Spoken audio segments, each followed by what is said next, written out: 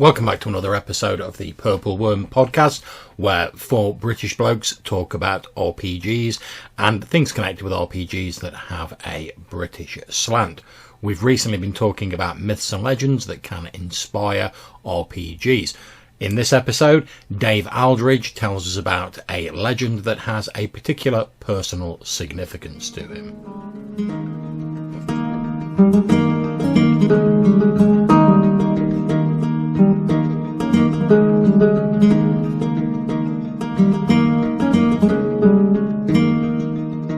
Right, so Dave, do you want to lay it onto your surprise myth and legend? All right, yeah. So this is I'm excited about this, right? So this concerns a cluster of myths that I've been fascinated with my entire life, as long as I can remember, and it concerns a village that was about 3 or 4 miles from the house where I grew up and spent my entire childhood. And I've got a source for this. You guys all ran off and got books, right? Mm-hmm. So because I'm a twat, I went to the academic journals that I have access to. So I've got an article here from the journal Folklore in 1960. This is really cool. So I've got a lovely bit of sort of anthropology, folklore scholarship concerning the Witches of Canewdon. I grew up in Rochford, which is a couple of miles from Canewdon, and there's lots of lovely links here. My nan lived in Canewdon. What you've got to understand about Canewdon, so Rochford is in deepest, bland, sort of rural Essex. And when we used to drive out to my Nanny Alma's and Grandad Charlie's, we were on the Ashington Road, and then we'd come off the Ashington. So we were in Rochford, little kind of fairly suburban setting, and you used to head out and you'd go up Braes Lane, and immediately you'd come out of the light and you'd be in darkness, and you were in the countryside, and there were sort of soggy ditches all around you, and you'd just begin to see ahead of you. You'd see that it was in complete darkness. You'd see the lights of Canewdon emerge out of this complete darkness. It was still a sort of isolated village, even in the 80s. When I was a young kid there, you just see the lights. And Canewdon is one street. Later on, it's got a couple of streets. So my nan's street, when you came to it, that's what you saw first. But basically, Canewdon for years was just one street going from the church to the pub, and had been that way for 150 years. So that's pretty cool. And my dad, I don't think my dad grew up there. My dad grew up in Canning Town, but he'd lived there as a young man as well, and he was also a local policeman, so he had some other connections to Canewdon and its witches, right? But what I've got here, I'm gonna give you little excerpts from the Witches of Canewdon, which is a paper written by Eric Maple in 1960, and he'd been investigating the tradition of witchcraft, which had long been associated with the village of Canewdon in southeast Essex, and he reckons that until a generation or two ago, this village bore a most sinister reputation. So this is all about witches, their familiars, their imps, and their sort of wizard keeper, which is one of my favourite things. So eventually in my actual play, you're going to hear a session which is all just hags. The only voice I can do, the only NPC voice I can do is a hag's voice, so I use it quite a lot. I was going to say, if I can just butt in there, I'll probably try and get into that game, because I do like a hag in a sort of D&D style game. However, my wife complains bitterly that when I'm whatever character I'm playing, if I ever see like someone who's described as like an old sort of crotchety woman in like a D&D style game, immediately I'm like, I'm out. It's a witch. Well, do you know what so the hag got dealt with because I gave out a weapon. Colin will remember this. I gave out the flying guillotine weapon, which has the insta-kill possibility in the Black Hack. Basically, it can kill really powerful NPCs, because if you hit and then you roll a d12, and if you roll over their hit die, then you can insta-kill them, because, of course, the flying guillotine just lops off their head. It's a pretty cool weapon. It seemed like fun to give this out. So Edwin's character, Bill Lee, actually killed the hag, even though I had her as a sort of I think she was a level 8, level 9 Ooh. sort of goddess type NPC. She was actually one particular instantiation, of course, of the threefold virgin or maiden, mother, and crone. She was in the crone form. Mm-hmm. But yeah, she got her head lopped off, which was great fun. But there will be other hags. So did she have the riddling Reaver voice, Dave? Was that your modified hag voice? Well, they're all just modulations of that voice. Yeah. I was going to say the Ridley Reaver voice does remind me of a slightly lower sort of, the Witch out of the Wizard of Oz. Yeah, that's it. If you just modify the pitch ever so slightly and make it slightly gravelier, then you've got my hag voice. But there are only a few voices that I can slip into unselfconsciously, and they're either that one or Toothless Drunkards. Which I don't even have to try to put that voice on. Yeah. But anyway, this is really one of the reasons why this is really cool is because, as I say, we've got all these different connections. My nan lived in Canewdon. But what I like about this story, this is a guy who's gone round in 1960, and he goes to the local, I don't know, some church hall or something like that, and he's dug up a bunch of 70, 80, 90-year-olds in 1960. So he's dug up a bunch of people that can remember back to the late 19th century when these legends were even more alive. So it's really cool. So you've got this little thread. So I was there in the 80s and I feel a sort of connection with it. But he's there in the 60s and he's managed to dig up these old people that have got memories which pretty much stretch back to the previous century. So it comes up with some really cool stuff. But other reasons why this is fun is because, as I say, my dad was a local policeman, so he was able to tell me that even the Canewdon witch reputation remained, because even on Halloween they had to have a police presence in the graveyard at Canewdon Church, because if they didn't, people would get up to all kinds of stuff trying to dig things up and do rituals and stuff like that. So I like this because even when I was a kid, it seemed like there was a living connection with these legends. Were people travelling there to do that then, Dave? Yeah. So Canewdon it's got a real reputation. It's funny because it didn't have anything. The witch trials didn't go near it. It didn't get involved in all of that big witch scare. But before and after, as I say, and right up to the 20th century, it has had this really strong reputation for witchcraft, and it's got connections. I mean, Essex has got some good witchcraft stuff. So round Hadley, you've got the legend of Cunning Murrell, who's a cunning man, and he's like a good guy. He's like a white magician. But Canewdon had its own equivalent. I'm going to get to him in a minute. I wish I could share the picture. I'm going to share the picture with the worms. Actually, I'm going to share the picture of where is he? Of George Pickengale. Classic. This is it must be late 19th century. George Pickengale, look at him there. But he was, you can see his wispy beard, right? And he was the kind of master of the witches.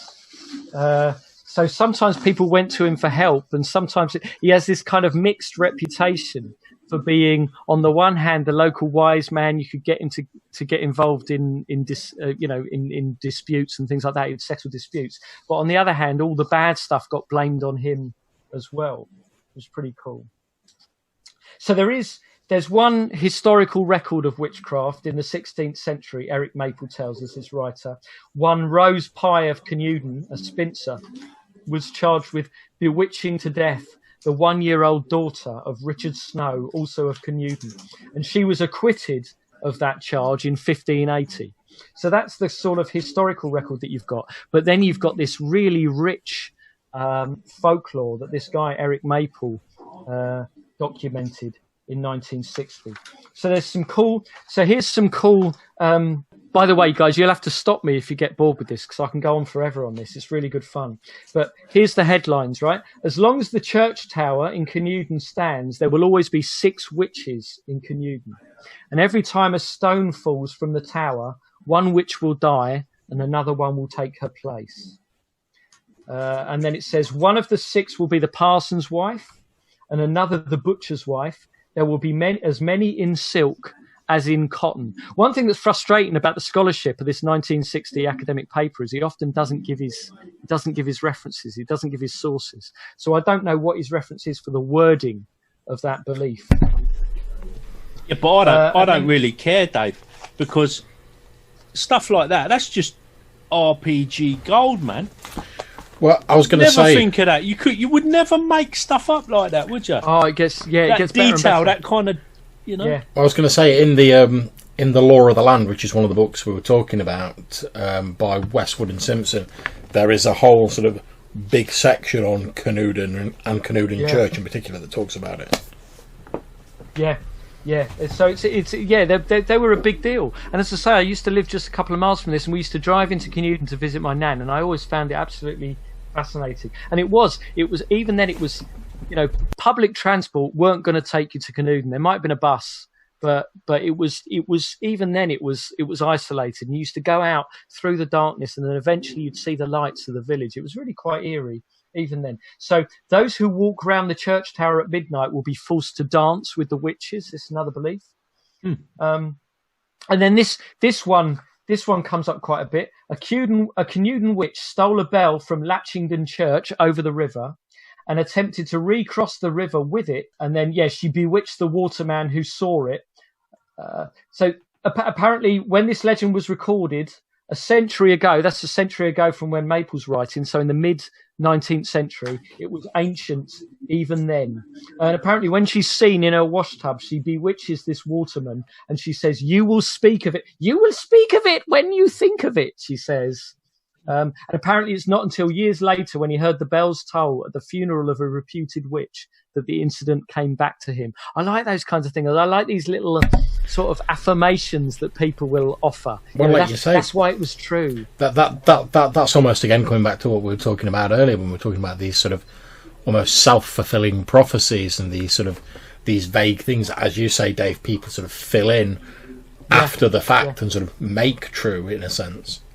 Yeah, and there's a lot here about the possible power of suggestion. I mean, there's no doubt that in the late 19th, early 20th century, there were people in Canewdon believing that women were going around with white mouse familiars bewitching people. And I just think that is fascinating. Do you know what I mean? The connection is there. There's no doubt about it.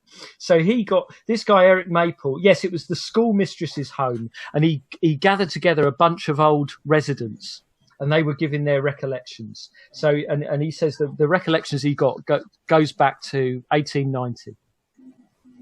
So you've got plenty of people who are attesting to having witnessed or been in family lines that were involved with witchcraft, which I just think is fascinating. So here's one. Yeah, there's a nice thing, right? So there's a belief that when the church tower falls down, the last witch will die. On the other hand, that belief is also expressed as when the last witch dies, the tower will fall. So it's not clear exactly how it works, but they've got this kind of, well, he calls it a life index. They've got this kind of tied together nature. So the witches and the tower are tied together. So residents in the 60s remembered that children used to dance around the church as an insurance against being bewitched, which is pretty cool.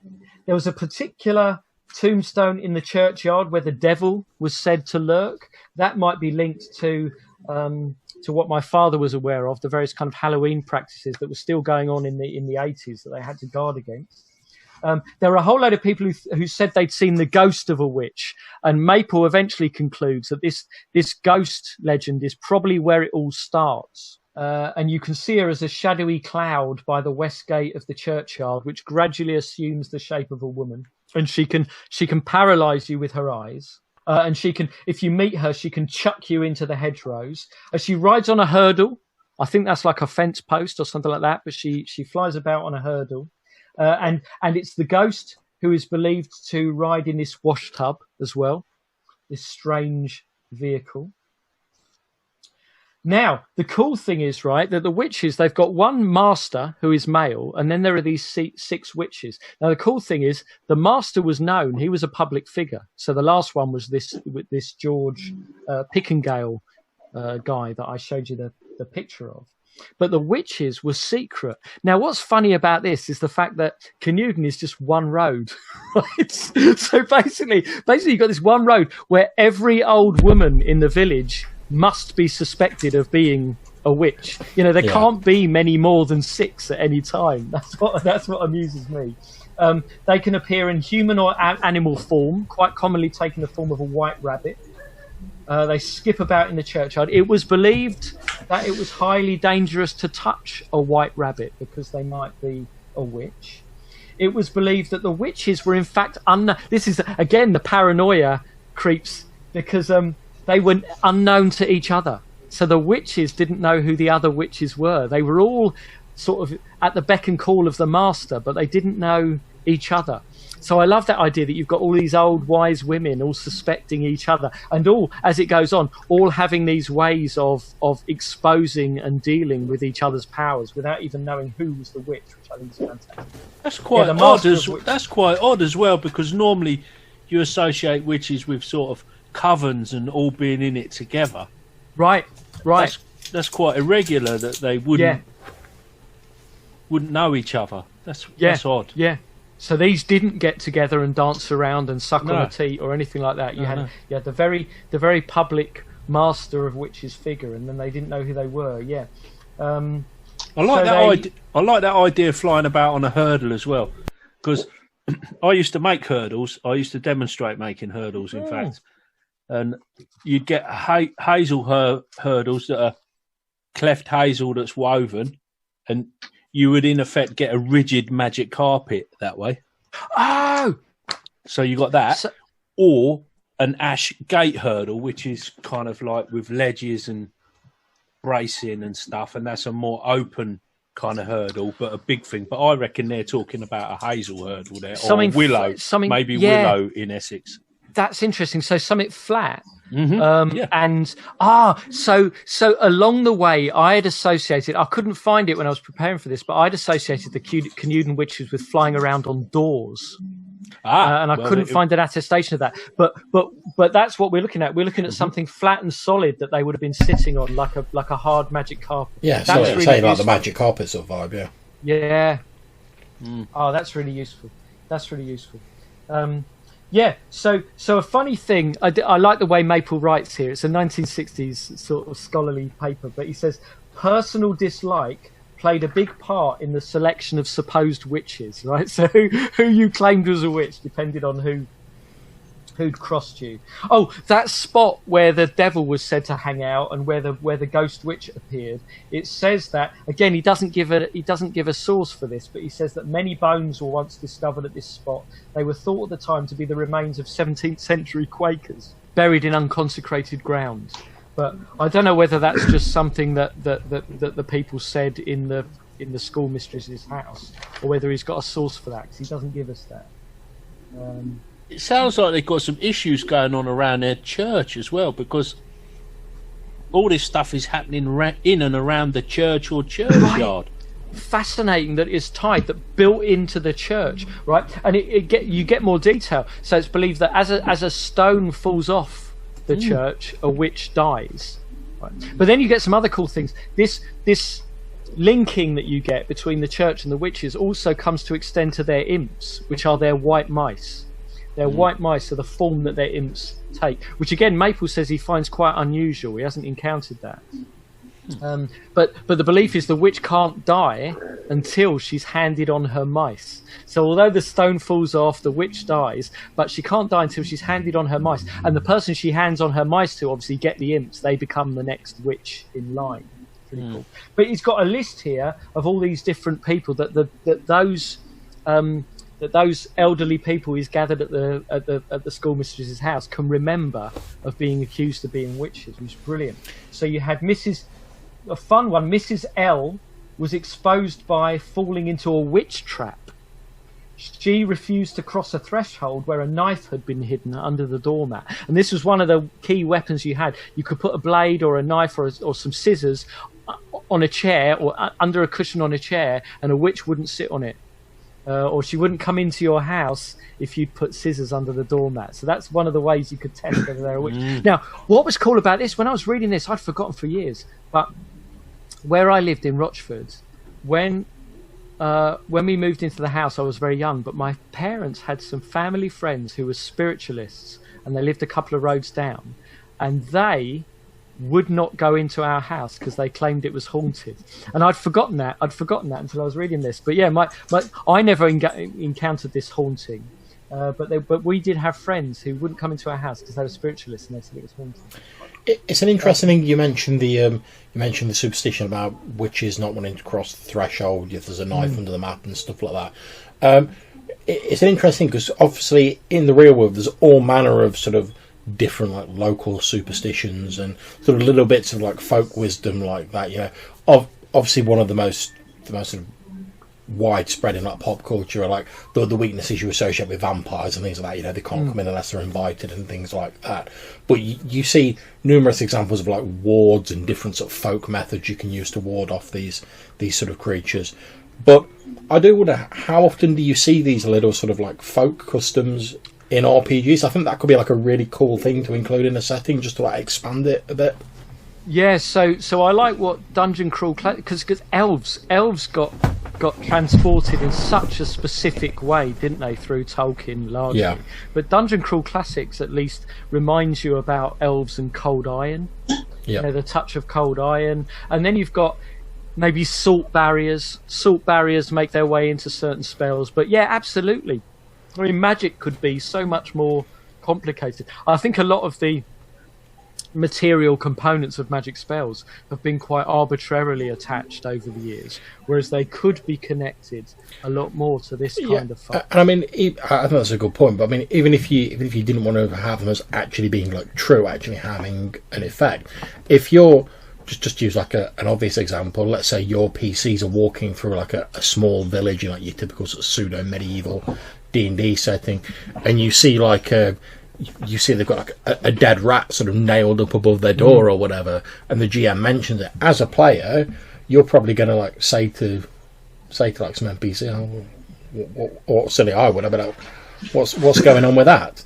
And then the GM can sort of like drip feed you like a little bit of background, and it might be like a load of rubbish. They might be like, oh, a dead rat above the door, all that keeps like evil spirits and fairies away, whatever. And it might be a load of rubbish, but the fact that there's some NPCs and some like folk in that setting who believe that sort of enriches the setting a bit and sort of tells you a little bit about the setting without just sort of the GM just sort of giving you a massive monologue about it.